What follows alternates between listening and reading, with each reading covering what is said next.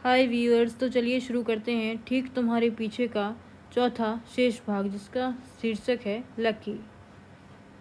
घर की खिड़की से जब सुबह के सूरज की रोशनी भीतर प्रवेश करती थी तो उसके साथ एक भारीपन चला आता था।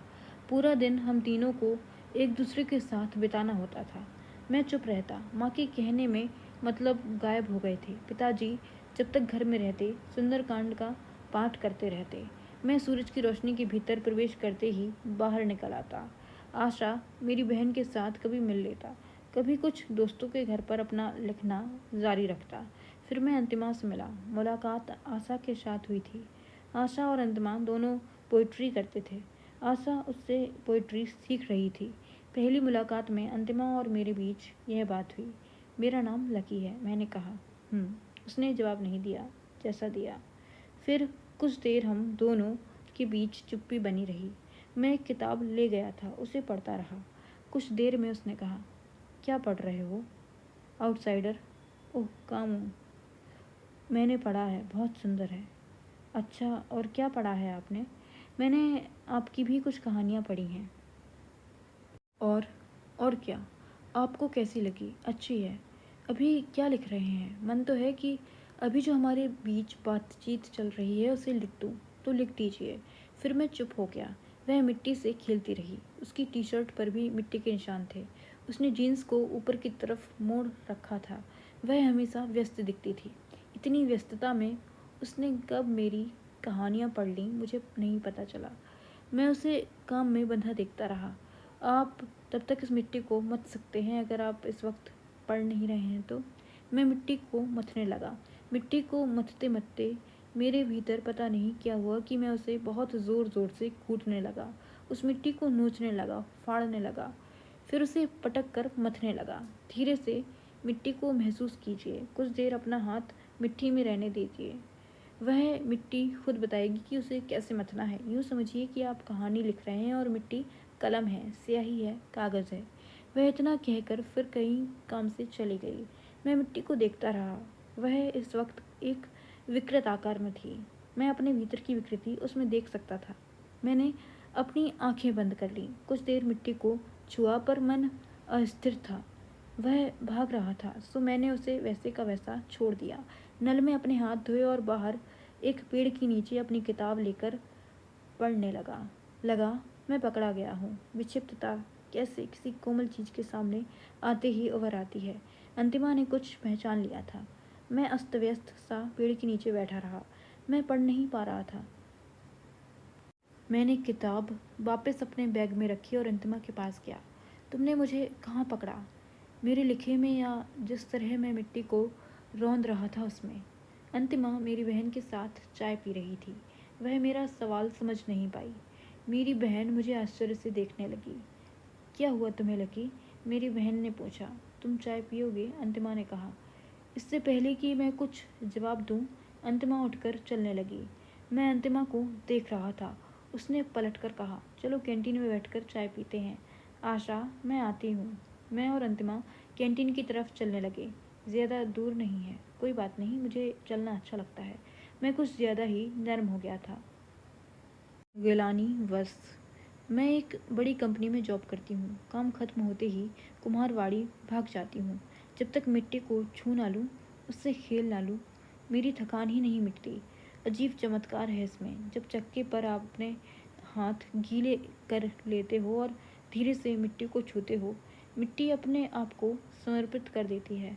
पर जब आप वह समर्पण सूंघ लेती है, तब मिट्टी को कोमलता उतनी ही होती है जितनी आपके भीतर की उस वक्त की कोमलता। मेरे हर एक दिन का असर मैं अपनी बनाई हुई चीज़ों में देख सकती हूँ। मैं जब अपने पिछले कुछ महीनों पहले के बिगड़े हुए किसी कप को देखती हूँ तो मुझे अपनी उस वक्त की बेचैनी बहुत छिछली जान पड़ती है। कभी अगर आप मेरे घर आओगे तो मैं आपको मेरे पूरे एक साल की ऊहा-पोह दिखा दूंगी। उसने शायद मेरी हर बात का जवाब दे दिया था। इसके बाद मेरे उस प्रश्न के कोई मानी नहीं रह गए थे। मुझे लगा कि अंतिमा मिट्टी है और मुझे उससे बात करने के लिए समर्पण की ज़रूरत है। कैंटीन दूर थी। हम यहाँ वहाँ की बात करते रहे। मैंने अपनी सारी महत्वपूर्ण बातें कैंटीन के लिए बचा रखी थीं। उन बातों का एक सिलसिला बना लिया था जिसे मैं कैंटीन में उससे कहना चाहता था। आखिरकार हम कैंटीन पहुंच गए।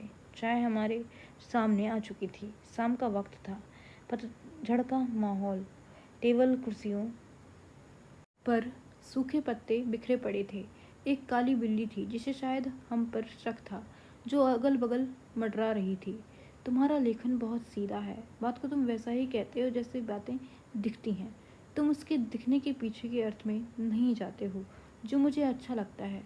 उसने चाय की पहली चुस्की के साथ अपनी बात शुरू की। मेरे लेखन से लोगों को ज़्यादा शिकायत यह होती है कि उसमें कहानी नहीं होती, मतलब कहानी जैसा उनको कुछ नज़र नहीं आता। मैंने कहा, हम कितनी कहानियाँ सुन लगे, कितनी और कहानियों की हमें ज़रूरत है। इसका जवाब मेरे पास नहीं था, सो मैं चुप रहा। मुझे लगता है कि नथिंगनेस को हम कह नहीं सकते, लिख नहीं सकते।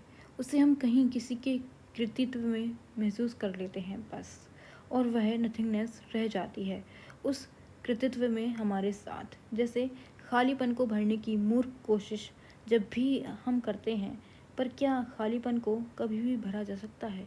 वह एक स्थिति है ना? हम उसे हमारी सारी व्यस्तता के बाद भी अपनी बगल में पड़ा हुआ पाते हैं हर बार। तुम्हारे लिखने में यह बहुत सहजता से है। तुम चीज़ों को, संबंधों को उसके खालीपन में बहुत सुंदरता से देखते हो। मुझे नहीं पता वह किसकी बात कर रही थी। मैं जानना चाहता था कि उसने कौन सी कहानियाँ पढ़ी हैं, पर पूछने की हिम्मत नहीं हुई।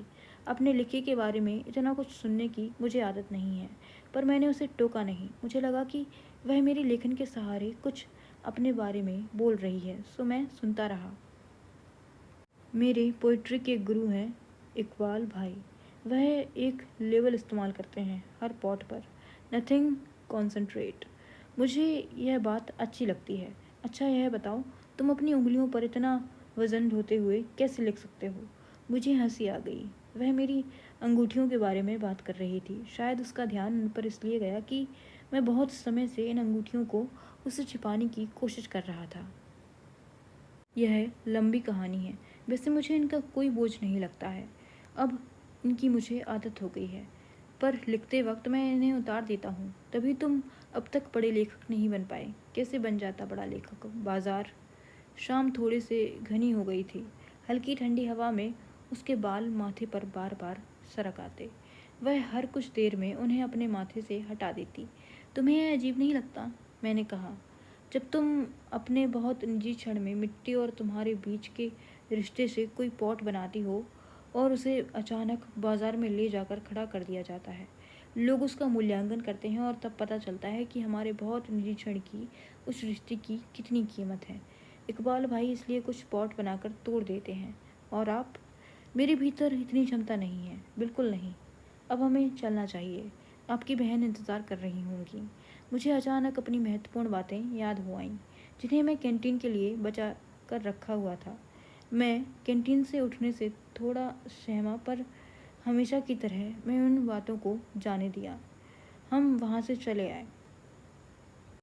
संवाद के पौधे मैंने बहुत पहले अपने भीतर उगा रखे थे। कुछ दिनों बाद मैंने अपनी कुछ कहानियाँ फाड़ दीं। एक वह भी जो मैंने आशा के बारे में लिखी थी। मुझे अच्छा लगा। अचानक कहानियाँ फाड़ते ही एक पूर्णता महसूस हुई। एक दिन खाना खाते खाते मेरे मुंह से आशा का जिक्र छिड़ गया। भीतर किचन में रोटी बेलने की आवाज़ बंद हो गई। पिताजी ने खाना खाना बंद कर दिया। माँ भीतर से रोटी देने के बहाने से आई और मुझसे पूछा, कैसी है वह? अच्छी है, मैंने जवाब दिया और रोटी खाने लगा। क्या कुछ उम्मीद है? मैं उम्मीद का मतलब नहीं समझा। पिताजी वापस खाने में लग गए। उन्होंने माँ को नहीं टोका। उम्मीद मतलब क्या? माँ ने अपने पेट की तरफ इशारा किया। मैं तब समझा। हाँ, नहीं, मेरा मतलब मुझे अभी कुछ पता नहीं है। हमारे बारे में पूछती हैं। माँ यह वाक्य पूरा नहीं कह पाई और रोने लगी। हाँ, बहुत पूछती हैं। पिताजी आधा खाना छोड़कर उठ गए। हाथ धोने के बाद वह सीधा पूजा वाले कमरे में चले गए। मैंने माँ को और कोई जवाब नहीं दिया। अंदर किचन से उनके लिए खाना लाया और उनके सामने रख दिया। कुछ देर वहाँ बैठा रहा। माँ ने इसके बाद कुछ नहीं पूछा। वह रोती रही। मैं कुछ देर में उठा और अपने कमरे में चला गया। चांदनी रात थी। चांद खिड़की से नजर आ रहा था। मैं एक कोरे पन्ने से खेल रहा था। यह क्षण मुझे बहुत पाक लगता है। इस वक्त कुछ भी लिखा जा सकता है। बात कहीं से भी शुरू हो सकती है और कहीं भी पहुंच सकती है। ऐसे क्षणों में मेरे भीतर बच्चों की सी चंचलता आ जाती है। मैं कुल बुलाने लगता हूँ, शब्द शब्द। अगर शुरुआती शब्द आ है तो मुझे आ की गोलाई, उसके घुमाव, सब कुछ गुदगुदी पैदा करते हैं। बहुत से शब्द हैं जिसे मैं नहीं लिखता हूँ। फिर बहुत देर बाद एक शब्द कहीं लिखता है और फिर कड़ियाँ जैसे वह पहला शब्द एक झोला है, जादुई पिटारा, जिसमें से बाकी सारे शब्द निकल रहे हैं। इनमें मैं कहीं विलुप्त हो जाता हूँ। तभी मुझे आहट हुई कि मेरे दरवाजे के बाहर कोई खड़ा है। मैं अपने बिस्तर से धीरे से उठा और दरवाजे के पास चला आया। हाँ, कोई है। मैं दरवाजे के उस तरफ की हिचकिचाहट महसूस कर सकता था। मैंने धीरे से पूछा, कौन है? कुछ देर तक कोई स्वर सुनाई नहीं दिया। मैंने दरवाज़ा खोलने की कोशिश की, पर तभी पिताजी की धीमी आवाज़ आई, लकी, सुनो, जब तुम आशा से मिलो तो कह देना कि वह चाहे तो घर आ सकती है, पर अकेले, उसके साथ न लाए। जी, मैं कह दूंगा उससे। कल उसका जन्मदिन है। अगर कल आएगी तो तेरी माँ को भी अच्छा लगेगा, देख लेना। जी, मैं कह दूंगा। पिताजी चले गए। फिर मैं कोरे पन्ने के पास नहीं जा सका। मैं अपने पिताजी को जानता हूँ। उन्हें कितनी मुश्किल हुई होगी मुझसे ये बात कहने में। मैं पिताजी के सुख के लिए इतना ही अभी तक कर पाया था कि मैंने लिखने के अलावा कभी उन अंगूठियों को अपने हाथ से अलग नहीं होने दिया था, बस। पर पहली बार मैं उनके लिए कुछ करना चाहता था। सुंदरकांड का पाठ खत्म करके वह बहुत देर पूजा वाले कमरे में चुप शांत बैठे रहते थे। कभी कभी उन अकेले क्षणों में मैंने उन्हें देख लिया था। वह चोरों की तरह उस वक्त सहम जाते। इन अकेले क्षणों में वह अपनी किन परतों के नीचे टहल रहे होते थे, मैं यह कभी नहीं जान पाऊंगा। और मेरे लेखक होने का कमीनापन यह है कि इसमें भी मुझे एक कहानी दिख रही थी। माँ उसके बाद कभी सहज नहीं रहीं, मानो उनके भीतर का कोई चित्र दीवार से गिरकर टूट गया हो। अगले दिन आशा नहीं आई। मैं गया था आशा को कहने, पर तब तक आशा अपने शौहर के साथ अपना जन्मदिन मनाने शहर से बाहर जा चुकी थी। उस दिन माँ ने खाने में पूड़ियाँ बनाई थीं। पिताजी ने मुझसे नहीं पूछा कुछ भी। हमने चुप्पी के बीच पूड़ियाँ खाईं। कुछ दिनों बाद मैं आशा से मिलने गया। मैंने एक खुशखबरी की तरह यह बात आशा से कही कि पिताजी चाहते हैं कि तुम घर आओ, पर आशा के चेहरे पर गुस्सा छा गया। उसने मुझसे कहा कि जो इतने साल मैं घर नहीं गई, उन सालों का हिसाब कौन देगा। उससे आगे कुछ कहा नहीं गया और वह उठकर चली गई। मैं कुछ देर इंतज़ार करता रहा, पर वह बाहर नहीं आई। मैंने मानो उसके घर से कहा हो, मैं चलता हूँ। जवाब का इंतज़ार बेकार था, सो मैं वहाँ से निकल आया। कुछ देर चलने के बाद मेरे पैर अचानक कुम्हारवाड़ी की तरफ मुड़ गए। अंतिमा से मिलने की इच्छा तीव्रता पर थी। मैं क्यों उससे मिलना चाहता था? सारे कारण बहाने थे। मैं फिर उससे संवाद चाहता था, बस बस। कुम्हारवाड़ी में मैं बहुत देर इधर उधर टहलता रहा। कुछ देर कैंटीन में भी बैठा रहा, पर अंतिमा नहीं दिखी। शायद आज वह नहीं आई। मैंने अपने झोले में हाथ डाला, कोई भी किताब नहीं थी, वरना मैं उस पेड़ के नीचे बैठकर किताब पढ़ता रहता। खैर, चाय की छोटी गुमटी दिखी। सोचा एक चाय पीकर निकल जाऊंगा। यूं भी इस तरह उससे मिलना अजीब ही होता। तभी मुझे उसकी एक झलक दिखी। वह और इकबाल भाई कहीं बाहर से चले आ रहे थे। मैं झेप गया और उस चाय की गुमटी में थोड़ा दुबक गया। वह दोनों कैंटीन की तरफ जा रहे थे। मैं उनके पीछे हो लिया। यह कितना बचकाना था। अगर वह मुझे इस तरह देख ले तो मेरे पास कोई भी कारण नहीं होगा कि मैं ऐसा क्यों कर रहा हूँ, पर मुझ पर मेरा कोई वश नहीं था। वह कैंटीन में बैठ गए। मैं एक पेड़ की आड़ में खड़ा होकर अंतिमा को देखता रहा। मुझे अचानक अपने वह संवाद याद हो आए, वे महत्वपूर्ण बातें जो मैं उससे उस दिन कैंटीन में नहीं कर पाया था। मैं उन महत्वपूर्ण बातों को तरतीब से जमाने लगा। मैं छुपा हुआ था और पकड़ा जाना चाहता था, पर नहीं भी पकड़ा जाना चाहता था। मुझे लगा कि अगर पकड़ा गया तो सीधा अपनी महत्वपूर्ण बातें कहना शुरू कर दूंगा, पर अचानक वह बातें मुझे कतई महत्वपूर्ण नहीं लगीं। वह छिछली बातें थीं, वे मतलब बेमानी। क्या कहूँगा, असल में मेरे पास कुछ भी कहने को नहीं था। एक सीधे सवाल का जवाब तक नहीं कि मैं यहाँ क्यों आया हूँ। वह उठने लगे थे। मैंने उन्हें जाने दिया। आशा एक दिन घर पर आई। सुबह सुबह हम सब घर पर ही थे, पर वह अकेली नहीं आई थी। वह अपने शौहर को साथ लाई थी। हम सब उससे मिले। उसने पिताजी और माँ के पैर छुए। उसका नाम आसिफ था, मेरा नाम लकी है। हम सब पिघलने के लिए तैयार बैठे थे। कुछ देर की बातचीत में माँ पूड़ी के लिए आटा गूंथने किचन में चली गईं। पिताजी अचानक सब धर्मों की इज्जत पर बातचीत करते पाए गए। घर के कुछ अंधेरे कोनों में फिर हल्की सूर्य की किरण पड़ने लगी थी। मैं अपने कमरे में गया और भीतर से दरवाज़ा बंद कर दिया। मेरे कोरे पन्ने मेरा इंतज़ार कर रहे थे। क्या फिर से एक मौका और मिल सकता है जिससे हम कुछ गलतियाँ कर सकें जो नहीं कर पाए थे, और कुछ गलतियाँ सुधार लें। इकबाल भाई कुछ पॉट तोड़ देते थे। मैंने अपनी कुछ कहानियाँ फाड़ दी थी और अंतिमा से फिर मैं कभी नहीं मिला।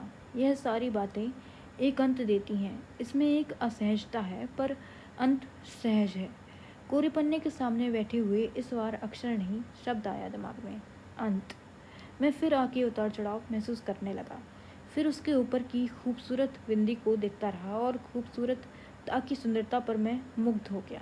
पर पता नहीं क्यों मन में इच्छा हुई कि ता में छोटी ई की मात्रा लगाऊं और उसके बाद माँ लिख दूं। मैंने अंत में लिखा अंतिमा। Thank you for watching.